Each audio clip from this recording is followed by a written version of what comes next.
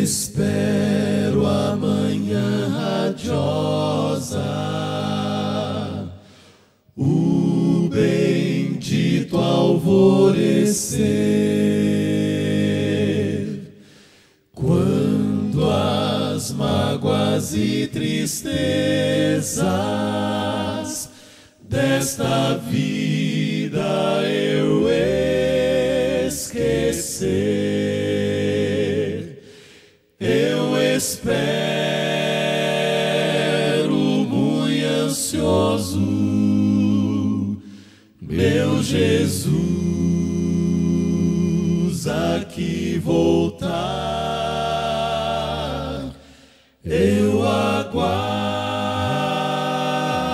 as boas-vindas de Jesus na praia de outro mar, de outro mar.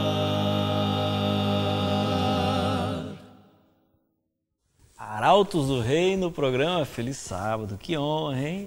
Olá, tudo bem? Como é que você está? Como é que foi a sua semana? As bênçãos de Deus, as dificuldades, o choro, a alegria. Faz assim, esqueça tudo que passou na semana e agora vamos começar o sábado ao lado do Senhor. Esse é o programa Feliz Sábado pela TV Novo Tempo, esse culto entre família que a gente recebe de braços abertos, o dia do Senhor, o dia do sábado, o dia que o Senhor separou para que a sua criatura tivesse um contato maior com o seu Criador. E hoje, aqui nós temos ao piano, Ricardo Martins, líder musical do Arautos do Rei.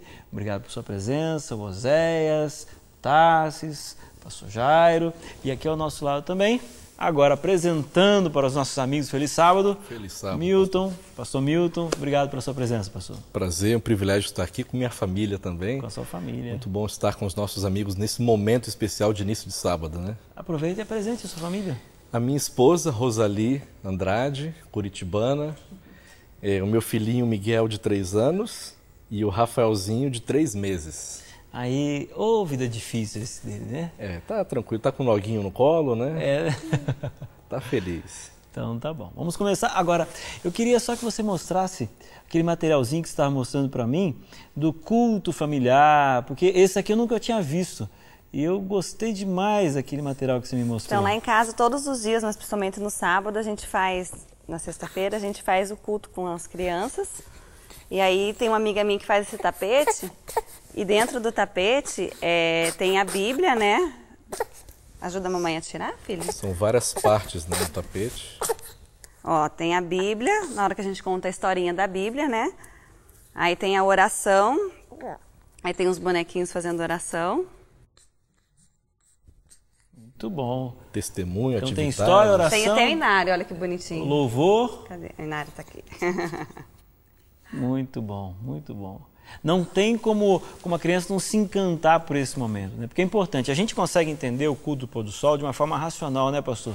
A gente entende que Deus pediu que a gente tivesse esse dia especial. Agora, a criança ele precisa se encantar. E aí, então, a gente tem esses artefatos, né? Mas tem mais uma... Tem a lição da história desse mês, do Hall, é sobre Jesus vai à igreja. Aí aqui mostra, né, o que Jesus fazia na igreja, que ele ia na igreja com os pais. E do outro lado mostra como nós devemos nos preparar para esse dia especial que é o sábado. Excelente, parabéns, viu? Parabéns. Então fica aí a dica para você também. Você que tem filho pequeno, olha, tente encantar o coração dele. Eu sou pai de um garoto de 4 anos e eu sei que é só contar uma historinha que eles param. Óbvio, o culto, de repente, ele tem que ser um pouco mais voltado para as crianças, né? A gente deixa um pouco a nossa, de repente, relação, depois a gente tem uma leitura maior da Bíblia, num outro momento. Mas na hora do culto, então, a gente tenta encantar as crianças com esses artefatos aí, né? Bom, gente, nós estamos lendo o livro O Lar Adventista aqui no nosso culto, né? A cada semana um capítulo diferente. E hoje temos aqui o capítulo número 5, Poderoso Testemunho Cristão. Pastor Milton, vamos ler aqui uma parte, mas antes eu queria fazer uma revelação em cadeia nacional. Vocês sabiam que eu fui professor do Milton na 7ª série? Vocês sabiam disso? Veja, eu era um garoto também, né? Eu era praticamente adolescente dando aula. Ou eu sou muito novo, ou pastor. Eu comecei muito novo, né, Milton? Mas o Milton, ele era, assim, o melhor aluno da sala. Né, o melhor aluno da sala. Não dava trabalho, né? Não dava trabalho. Pequenininho, não abria a boca para falar nada. Era um silêncio total e completo. E para cantar, pastor, já tinha alguma ideia? Assim? Então, naquela época, nada. O irmão dele já cantava. O irmão dele cantava e acho que deve cantar muito bem até hoje. Inclusive, né? Cantou com Ricardo, Osés e Tarsis. Cantava naquela época lá no colégio do pai, né? E o pastor Milton, a gente chamava ele de Miltinho, né? Porque ele era pequenininho, né? Bem pequenininho. Agora já não dá mais. Agora, né? Para o alto e para os lados, o Milton já é o pastor Milton, né? Crescendo em graça, né? Crescendo em graça. Mas era muito, muito bom, né? Ele sempre foi um aluno muito aplicado, né? E inteligente. E jogava futebol bem. Não sei se joga ainda, mas não, depois que casou. Depois casou, né? Eu tento levá-lo, mas a Rosali nunca deixa ele jogar. Não deixa, né? Não deixa. São muitas viagens, né? Mas vamos lá, depois dessa revelação, tanto quanto íntima, né, Milton? Mas estamos ali agora.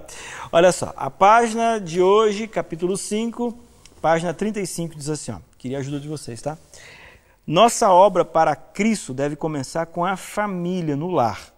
Não existe campo missionário mais importante do que esse. Arautos do Rei é conhecido no mundo inteiro, que tem um ministério no mundo inteiro. Mas o ministério de vocês começa onde?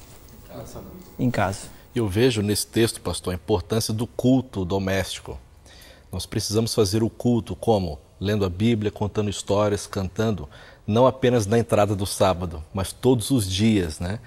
As primeiras ovelhas de um líder, né, espiritual em casa é a família, não é a igreja, não são as atividades do dia a dia.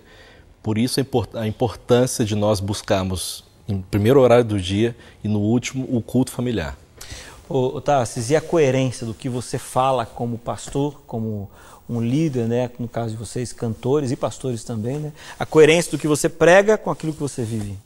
Grande diferença, especialmente com relação àquilo que Deus ensina na palavra, com relação a que a maioria das religiões tem feito hoje, né? Ou seja, o culto geralmente é uma coisa para a igreja, para o templo, hoje em dia, né? Mas o conceito bíblico é que o culto no templo deve ser uma extensão daquilo que é na nossa casa, né? Então, quando a gente faz o culto familiar, quando a gente tem os momentos não só do culto, mas também da resposta ao cristianismo na nossa casa, né? Com a nossa família, ali são as primeiras pessoas que têm a oportunidade de ver o meu cristianismo na prática, né? É com a minha esposa, com o meu filho, com a minha sogra, com a minha mãe, com as pessoas mais próximas de mim. E isso é o cristianismo verdadeiro, né? Importante também é que o culto familiar, ele prepara o filho para fora de casa. E um reflexo disso é a igreja. Como que eu vou querer que o filho vá à igreja e escute a história que seja contada na igreja, se ele não para em casa durante os 6 dias que está em casa para ouvir e aprender e acostumar a sentar e atentar para as histórias. Então, em casa é um preparo. Quando ele chega na igreja, ele já não está desacostumado. Para ele aquilo é natural, não é diferente, é natural para ele estar assentado e ouvir, porque em casa ele está acostumado a ouvir todos os dias a história e cantar os louvores em casa. Então, está aí. Página 35 que eu falei, né? É isso mesmo, capítulo 5. Nossa obra para Cristo deve começar com a família. Um desafio. Quando a gente olha para a Bíblia, a impressão que dá é que é o homem que deve ser ali o sacerdote de casa. Infelizmente, no mundo de hoje, muitos homens saem de casa cedo, antes do filho acordar, e chega depois do filho já está dormindo, e ele não tem aquele sacerdócio com a sua família. Eu, como pastor, de repente eu tenho uma igreja grande, que eu sou pastor para muitas pessoas, mas na obra de Deus ali, a ideia é que cada homem tem a sua igreja, pequena que seja, que é o seu lar. Então, um desafio para você, marido, cuide da sua família espiritualmente. E para as mães também. A mãe deve ser um exemplo para os filhos. Ou seja, é um desafio, mas é um desafio que o Senhor coloca nas nossas mãos, tá bem? Então, vamos começar sendo bons cristãos em casa. Com esse pensamento, nós vamos agora escutar então uma historinha com a tia Cecel. Feliz sábado, pastor Elmar, feliz sábado a todos vocês que estão aí prestigiando o nosso programa. E agora chegou um momento muito especial. Qual é esse momento? Da história para as crianças. E aí, criançada, vocês já estão reunidos aí para ouvir a história de hoje? Uma história muito legal de um personagem bíblico que eu tenho certeza que vocês gostam muito. Sabe quem é? Davi, o rei das ovelhas. Falei certo, né? Davi, todas as crianças gostam das histórias de Davi. E vamos a uma delas hoje. A história que eu tenho hoje para vocês começa com o profeta Samuel. O profeta Samuel estava assim, chateado, sabe? Ele estava triste, sabe por quê? Porque o rei Saul, que havia sido escolhido pelo povo, andava muito desobediente, fazendo coisas que ele não achava certo. Não era da vontade de Deus tudo aquilo. E Samuel ficou muito, muito triste com isso. Mas Deus falou com Samuel e falou o seguinte: Samuel, não fique chateado com o que Saul está fazendo, não. Eu quero que você vá e escolha um novo rei para mim. Aliás, eu já escolhi o novo rei de Israel. Samuel ficou preocupado. Mas, Senhor, eu não posso fazer isso. Se o rei Saul souber que eu estou indo escolher um novo rei de Israel, ele vai ficar maluco comigo. Não se preocupe, Samuel. Vai e faça o que eu estou falando. Vá até a cidade de Belém, Samuel, e vá rapidinho. Prepare uma festa. E sabe o que eu quero que você faça, Samuel? Convide a família de Jessé. Jessé era um homem que vivia em Belém. E ele tinha muitos filhos. Eu vou mostrar todos para vocês agora. Eram muitos filhos. Vamos ver se eu consigo colocar todos os filhos de Jessé aqui na mesa para vocês conhecerem. Nossa, eram 8 filhos que Jessé tinha. Nossa, era muito homem numa casa só, né? Eu já tenho 4 homens na minha casa, mas Jessé tinha muitos homens. Aí então, Samuel convidou Jessé para participar daquela festa. Mas espera aí, 1, 2, 3, 4, 5, 6, 7. Falta um. Mas tudo bem. Aí Samuel chegou perto dos filhos de Jessé e começou a olhar a cada um. Mas Jessé não sabia o que Samuel havia ido lá para fazer. Olhou para todos os filhos. Esse aqui era o Eliabe. E o Eliabe era o filho mais velho de Jessé. E Eliabe era um homem bonito, muito alto, bonito que nem Saul, sabe? E Samuel olhou e falou: ah, é esse daí, esse que será o rei de Israel que o meu Deus está escolhendo. Mas Deus falou com uma voz assim para Samuel: não, Samuel, não é esse. Não olhe para a sua aparência, Samuel. Eu não quero o mais bonito. Eu já escolhi o meu servo. Depois, Eliabe, cai fora, vai para a festa, Eliabe. Olhou o outro, não é esse, vai para a festa. Esse? Não é esse, vai para a festa. Esse aqui? Tão bonito também, né? Não é esse. Esse, olha só que homem forte. Não, Samuel, não é esse. Ah, sobraram 2 aqui. São esses 2 aqui. Não, Samuel. Ah, Samuel falou assim: Jessé, por acaso você não tem mais um filho? Eu tenho sim, e ele está lá cuidando das ovelhas. Ah, sabe quem era? era Davi. Ele cuidava das ovelhas do seu pai, de todo o rebanho, e eram muitas ovelhas, sabe? Mas Samuel falou assim para Jessé: chame o seu filho mais novo. Não começarei a festa sem o seu filho mais novo. E aí foram rapidinho chamar Davi. E quando Davi chegou e se apresentou perante Samuel, Samuel pegou um frasco de azeite e começou a espirrar azeite em Davi, aliás. Começou a espirrar azeite em Davi e falou: esse é o escolhido de Deus. Ele falou bem baixinho no ouvido de Davi: você será o rei de Israel. Só Davi ouviu aquilo e Davi se preparou para ser o novo rei de Israel. Ainda ele era muito novo, né? Mas Deus tinha um propósito muito grande para a vida de Davi. E Deus preparou Davi durante todo aquele tempo para ser o novo rei de Israel. Assim como Ele prepara cada um de nós para enfrentarmos todas as coisas desta vida, Ele preparou Davi para que ele fosse o melhor rei de Israel. Tá certo? E aí, você gostou da história? Bem, por hoje é só a história de Davi, quando ele foi o escolhido para ser o rei de Israel. E quero te encontrar no próximo programa. Feliz sábado. Tchau, tchau. Obrigado, tia Cecel. Você está assistindo pela TV Novo Tempo o Culto de Pôr do Sol, momento em que a gente recebe o dia de sábado. Se você quiser conhecer um pouquinho mais a respeito do porquê que a Novo Tempo fala sobre o sábado, você pode pedir inteiramente grátis. Aqui, olha, Momentos de Alegria, um dia sem estresse, tá bem? Essa revista vai ser um estudo baseado na Bíblia para que você possa compreender a respeito dessa verdade que é o dia do Senhor, o dia de sábado.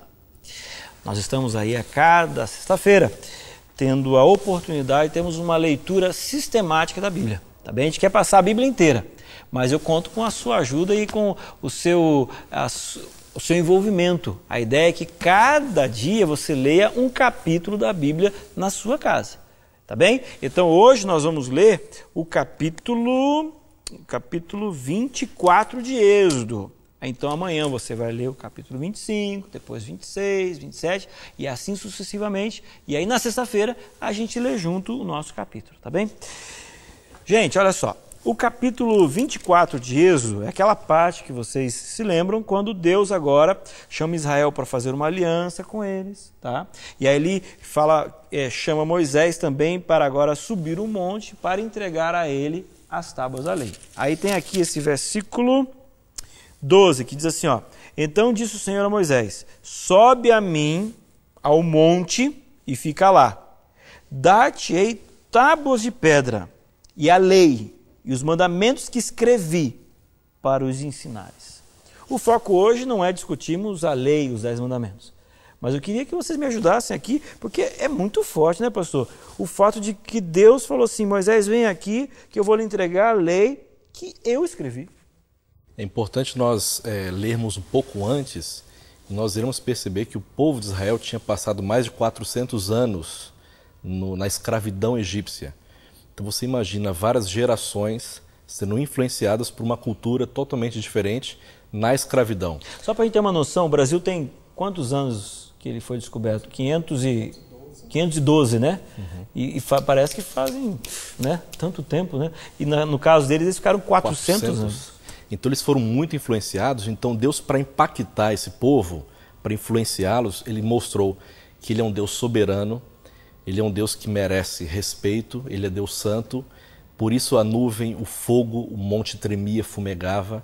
Era a forma como aquelas pessoas entendiam que existia o sagrado. Exatamente. Deus tinha que se revelar daquela forma porque era um povo que era escravo, um povo até certo ponto ignorante, né? Então ele tinha que ser enfático na forma de se apresentar. E a Bíblia informa que o mesmo Deus que deu as tábuas, que escreveu com o dedo, foi o Deus que subiu o monte das bem-aventuranças, né, Monte das Oliveiras, e ampliou a lei. É o mesmo Deus. O mesmo Deus que fez o monte fumegar é o Deus do Novo Testamento, que é o Deus da lei. Se revelando de uma forma diferente para pessoas de forma diferente também, né? Eu acho interessante, Jairo, pastor Jairo, né, que alguns críticos diziam assim, olha, Deus não podia ter escrito, porque na época de Moisés a escrita não tinha sido ainda descoberta, inventada, né? E recentemente descobriram ali cuneiformes, descobriram algumas informações de que na época de Moisés já existia escrita, ainda no estado primitivo, mas já existia. Ou seja, a Bíblia, mais uma vez, ela foi validada, né? Sem dúvida, a arqueologia é uma ciência que comprova, né? Quando a gente vai escavando, o Dr. Rodrigo ele apresenta isso no Evidências com frequência, isso tudo confirma a nossa fé. Mas o que me chama a atenção desse episódio aí é o fato de Deus chamar Moisés para mais perto dele. De certo modo, era isso que Deus queria fazer com o povo todo. Moisés era o seu líder, seu representante. E isso acontece repetidas vezes nos próximos capítulos. Os amigos, quando forem lendo, vão perceber que Deus vai chamando. E Moisés chega no monte, depois ele chega perto da nuvem, depois ele entra na nuvem, e ele vai mais de 5, 6 vezes na presença de Deus, né? E parece que quanto mais ele sobe, mais ele queria aprender, mais ele queria conhecer. Ele chega a pedir: Senhor, mostra-me a tua glória. Então, eu acho que essa atitude, essa busca constante, a gente precisa ter também hoje, porque o convite não mudou. Deus continua fazendo esse convite. Olha, vem para perto de mim. E quando a gente faz o culto familiar, a gente está subindo a presença de Deus também. Exatamente. Eu acho. Ô Zé, eu queria a sua opinião aqui, porque quando a gente olha para Êxodo capítulo 24, a gente vê fumaça, a gente vê fogo, Deus se manifestando, né? E as pessoas olhavam e viam: esse Deus é santo. Né? Hoje Deus não se manifesta dessa forma. Deus deixou de ser santo, ou a gente deve continuar tendo esse respeito por Deus? Nosso Deus ainda é santo, continua sendo santo, e as maneiras que ele se revela a nós vão mudando de acordo com a pessoa. Hoje ele se revela através da palavra, se revela através de uma pessoa que nos traz a mensagem de Deus, que lendo a Bíblia ou olhando e conversando com a gente tem as impressões que Deus coloca no seu coração para nos trazer essa mensagem. E é importante nós estarmos abertos também, como Moisés abriu o coração: Senhor, se revele a mim. E Deus está pronto quando nós pedimos e clamarmos, né? Se o meu povo clamar pelo meu nome, me chamar, se humilhar e orar, eu vou falar com você, eu vou te responder, eu vou me revelar para você. É nós abrirmos o coração e pedimos a Deus que Ele está pronto para se revelar a nós. Ok, muito obrigado, excelente. Então nós temos aqui 2 aspectos. Nós temos o primeiro aspecto de Êxodo capítulo 24, onde no versículo 12 Deus fala que Ele vai escrever na tábua da lei, tá bem? Então Deus que entregou para Moisés os 10 mandamentos. E ali essa questão que Oséias falou a respeito da glória. Deus é um Deus santo. Merece nosso respeito, a forma como eu me achego a Ele deve ser uma forma que eu devo me achegar de uma forma muito respeitosa. Tá? Ele não se revela mais como antigamente, com nuvens e trovões e fogo, aquela coisa toda, mas Ele merece o nosso respeito, porque Ele é um Deus santo. Que você possa ter um encontro nesse sábado com esse Deus maravilhoso, esse Deus santo. Nós vamos agora ouvir um louvor com a Arautos do Rei.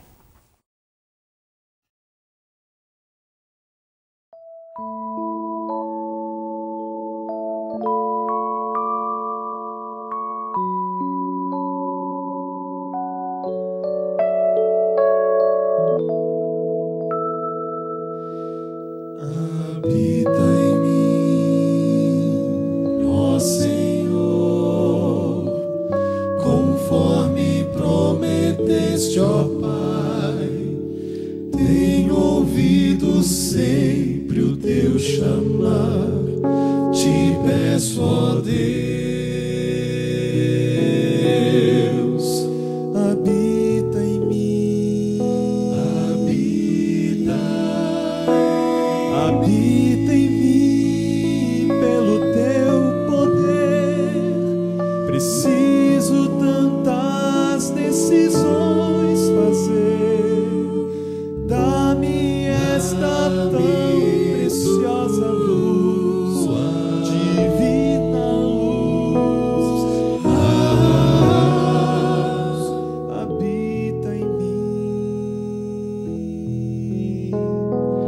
pois me encontro em duras provas, tão difícil é vencer.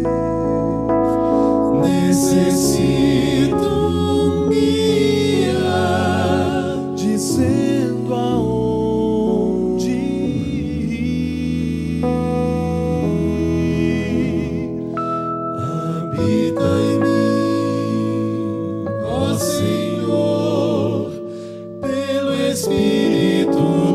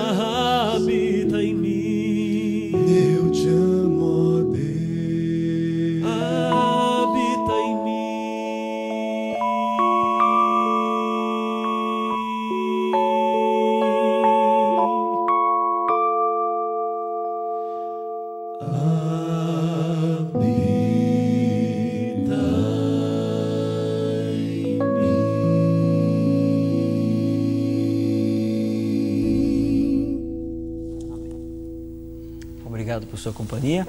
Na semana que vem eu espero você novamente, mas nesse instante nós vamos orar ao Senhor. Grandioso Deus, obrigado porque mais um dia de sábado chegou. Nesse momento gostaria de interceder e pedir pelas pessoas que estão nos assistindo pela TV Novo Tempo. Que elas possam nesse dia ter o sentimento da Tua presença, da Tua gloriosa presença, e que possamos ter respeito ao nos achegarmos a Ti. Perdoa os nossos pecados, Senhor. Nós somos indignos, mas nós pedimos isso pelo sangue de Jesus, o nosso Salvador, que foi derramado na cruz do Calvário. Obrigado que temos um Salvador. Obrigado pelo plano da salvação. Obrigado que temos esperança. Nos dê esse dia abençoado ao Teu lado. É o que pedimos em nome de Jesus. Amém. Feliz sábado e até a semana que vem.